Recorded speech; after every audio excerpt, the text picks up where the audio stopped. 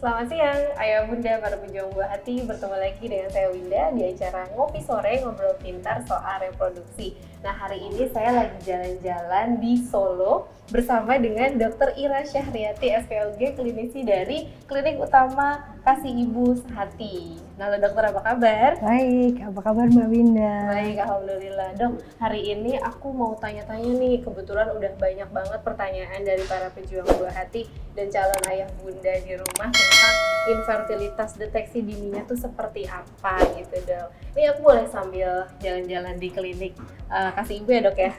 Oke. Dok, yang pertama nih ya dok ya, kapan sih sebaiknya nih para pejuang buah hati nih ya, calon ayah bunda memeriksakan kesuburan mereka masing-masing dok?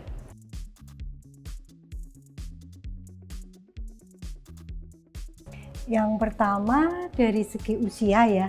Kalau mereka pasangan suami istri, istrinya berusia di bawah 35 tahun, sudah menikah 1 tahun, berhubungan secara rutin, belum dikaruniai anak, sebaiknya segera periksa ke dokter. Yang kedua, apabila usia istri di atas 35 tahun, di bawah 40 tahun, kalau sudah menikah 6 bulan, sudah berhubungan rutin suami istri belum menikah, belum hamil, sebaiknya langsung memeriksakan ke dokter. Dan yang terakhir, kalau usianya di atas 40 tahun Mbak Winda, nggak perlu nunggu terlalu lama. Jadi mungkin 1 atau 2 bulan sudah menikah, usianya di atas 40 tahun istrinya, segera saja pergi ke dokter. Oke, baik. Jadi tergantung dari usia istri ya dok? Iya. Kalau dari suami gimana dok? Suaminya mau usia berapapun nggak masalah? Nggak masalah, tapi nanti kan kita periksa dengan analisa sperma. Oke, jadi ayah bunda kalau misalnya untuk pemeriksaan kesuburan itu kapan dilakukannya tergantung dari usia istrinya sendiri ya dok ya? Oke dok, selanjutnya dok. Kalau misalnya ada calon ayah bunda nih ya, mungkin malah belum menikah nih ya, calon pasangan suami istri, itu sebetulnya waktu dia pemeriksaan premarital ya dok ya, biasanya disebutnya, itu biasanya perlu sih dok melakukan pengecekan kesuburan satu sama lain juga gitu?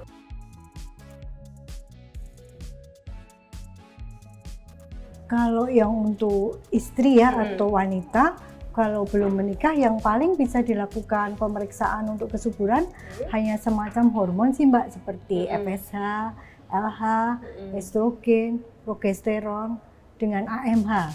AMH itu untuk mengetahui cadangan sel telur. Tapi kalau menstruasinya itu rutin, mungkin cukup dilakukan pemeriksaan AMH aja.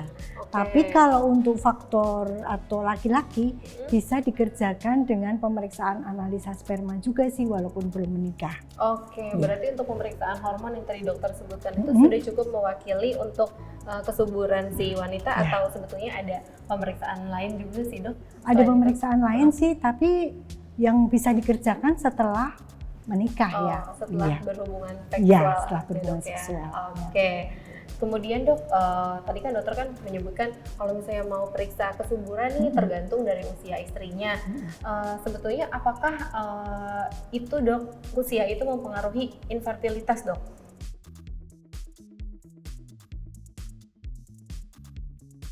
Ya, karena pada saat usia mencapai 35 tahun, cadangan sel telur akan turun secara drastis.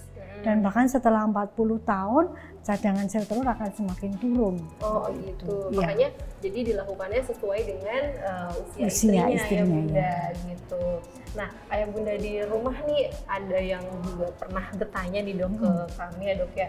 Sebetulnya kan ada juga nih yang udah menikah gitu dok, terus udah punya anak 1, terus mau punya anak selanjutnya, tapi itu tuh agak-agak susah gitu. Apakah hal tersebut juga disebut dengan infertilitas, dan kalau boleh tahu nih dok, infertilitas itu sebetulnya ada berapa jenis sih dok?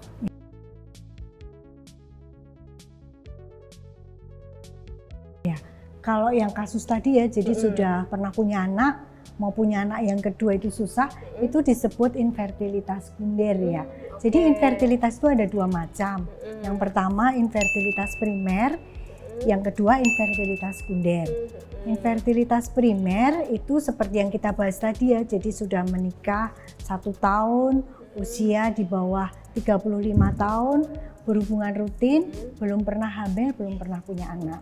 Oke. Ya, kalau yang kedua yang infertilitas sekunder itu seperti yang Mbak Winda sebutkan tadi ya.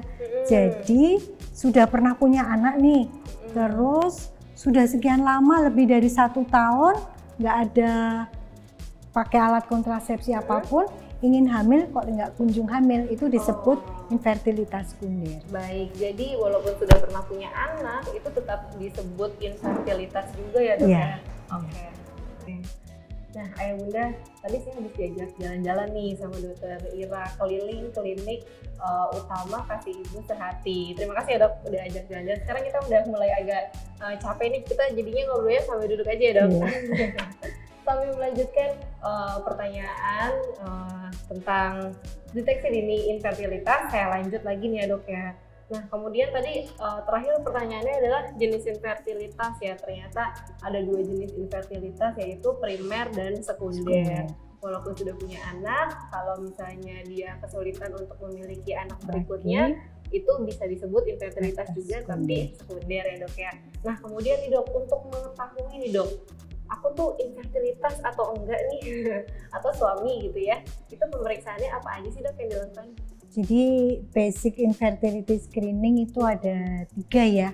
Yang pertama itu pemeriksaan HSG ya. Pemeriksaan HSG dikerjakan oleh wanita ya, oleh istri untuk mengetahui apakah ada saluran tuba yang tersumbat. Kemudian yang kedua itu oleh istri juga adalah USG transvaginal. USG transvaginal biasanya untuk deteksi ovulasi, untuk mengetahui berapa diameter sel telur seperti itu.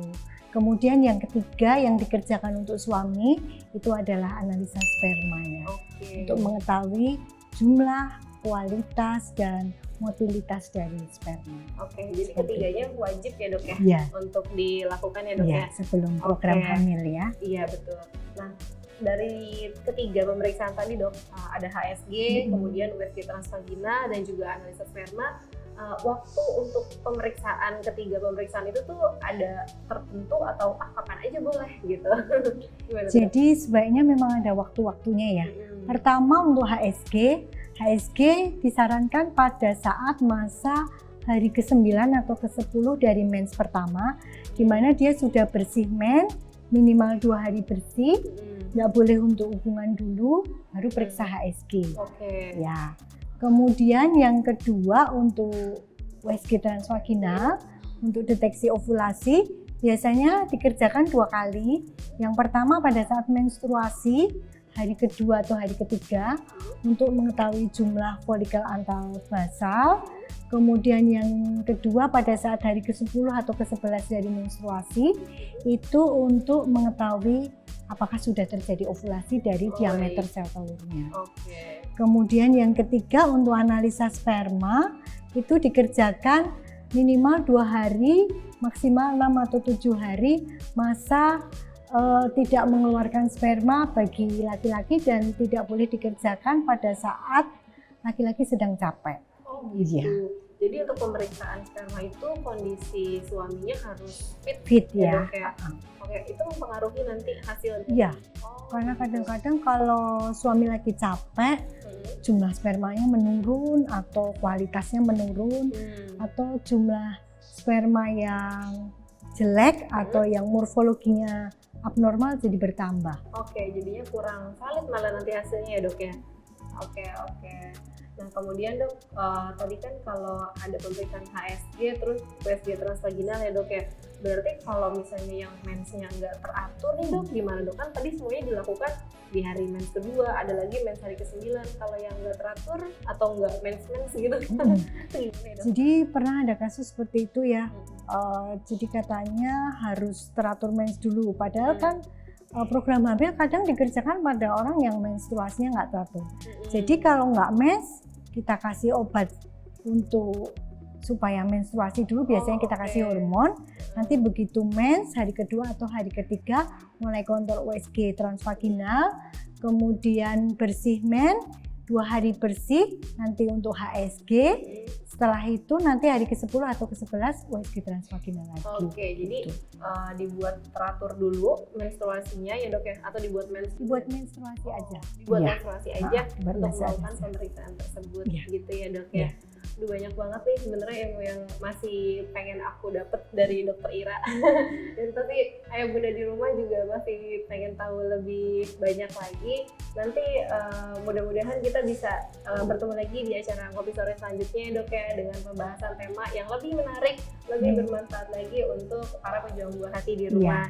Baik, untuk ayah bunda, terakhir ya Dok ya, mungkin ayah bunda juga mau mendengarkan tips dan trik dari Dokter Ira yang mungkin mau melakukan program hamil atau sedang program hamil. Sebenarnya tips sukses program hamil Dok.